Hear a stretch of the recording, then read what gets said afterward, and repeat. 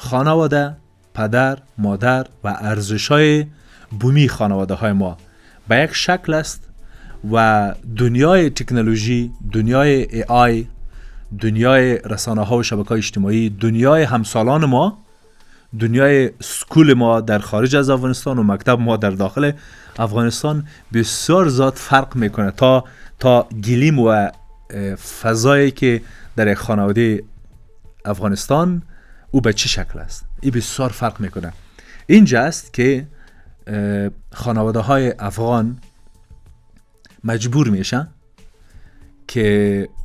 و یا بگویم که بناچار دیگه باید بگویم که باید و الزامن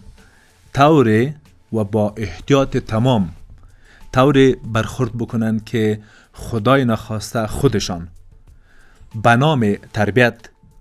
به نام پرورش، سلیقه، عقده، غرض، کمبود، محرومیت و فرمایشات که